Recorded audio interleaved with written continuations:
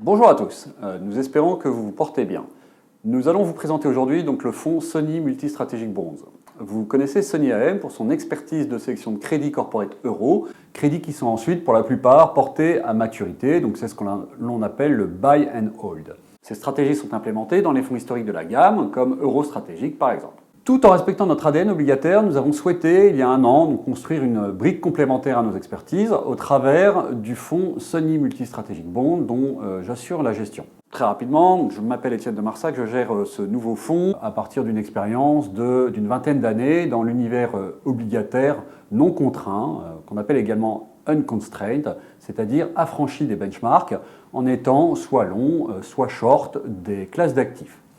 Je m'emploie à mettre en place des stratégies donc non purement directionnelles qui ont démontré, en particulier dans les phases de choc, leur pertinence et leur complémentarité aux stratégies long only plus traditionnelles, et en particulier dans des périodes de crise comme celle de 2008 ou de 2012 ou encore celle que nous traversons aujourd'hui. Au-delà de mon expérience de gérant, donc ma singularité réside peut-être dans mon expérience banque centrale, ayant travaillé 3 ans à la trésorerie de la BEI, la Banque européenne d'investissement, où j'étais en charge d'un buffer de liquidité de 8 milliards d'euros de dettes multidevises.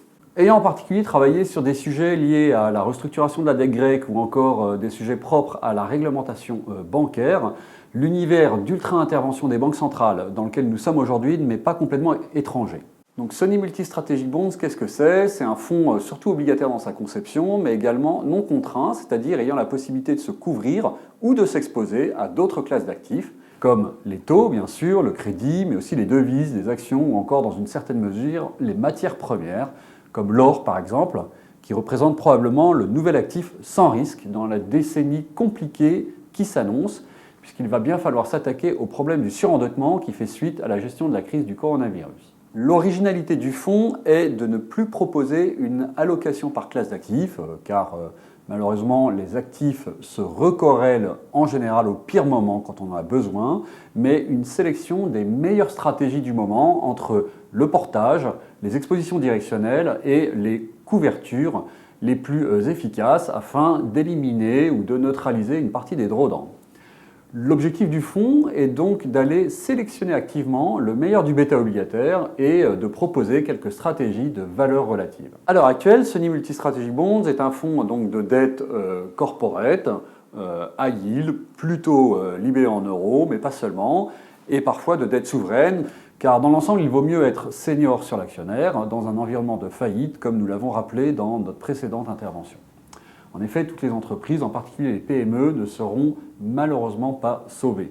Le fonds est donc investi comme un Eurostrat dans des stratégies de portage sur le high yield, zone euro ou plus largement zone dollar par exemple. Cette colonne vertébrale du portefeuille s'appuie sur le savoir-faire historique de Sony AM, qui est donc reconnu pour ses qualités de bon piqueur. Le fonds présente donc à l'heure actuelle un taux actuariel de l'ordre de 7% pour une durée de vie de l'ordre de 3 ans. En complément de cette brique portage, le fonds qui est peu contraint peut se déployer sur un univers d'instruments large afin de couvrir les risques en temps de crise. Donc, à l'heure actuelle, le fonds qui dispose d'une enveloppe de sensibilité de -6 jusqu'à +10 présente une sensibilité globale de 7 grâce aux dérivés afin de profiter de la baisse sensible des taux sur les emprunts d'État américains qui jouent en ce moment le rôle de valeur refuge. Des actions minières en or, par exemple, jouent également un rôle de stabilisateur. Sony Multi-Strategic Bonds est donc un fonds moins long only qui complète notre gamme avec une capacité de se couvrir contre les risques et de limiter donc les drawdowns. C'est pour nous indispensable à côté d'une approche long only traditionnelle. Nos stratégies de couverture des risques s'expriment de la manière suivante. Donc, le risque de défaut est couvert par les crédits de default swap, donc les CDS, par l'achat de protection. Le risque de mark-to-market est couvert par les ventes d'indices actions, par exemple européens ou américains, pour limiter la volatilité. Le risque de crise monétaire ou d'inflation est couvert par l'achat de valeurs refuges comme l'or ou le dollar en ce moment. Et le risque plus global donc, de liquidité du portefeuille est géré par l'utilisation de dérivés qui sont simples, transparents et sans risque de modèle. Enfin, l'originalité du fonds réside dans la gestion des risques du portefeuille. Donc, mon passé de gérant banque centrale nous a fortement inspiré et nous avons transposé à l'univers de l'asset management les standards de gestion des risques bancaires mis en place depuis la faillite du système bancaire européen, avec une gestion de nos risques, non plus en value at risk, qui a démontré ses limites, mais en CVaR ou en expected shortfall, c'est-à-dire que nous gérons en perte maximale probabilisée et non en perte minimale, afin de limiter l'impact des risques extrêmes en termes de drawdown, comme nous l'avons vu ces dernières semaines sur certains fonds. En conclusion, Sony Multistrategic Bonds est certes un fonds de portage, mais il manie l'alternance entre des positions directionnelles et des couvertures.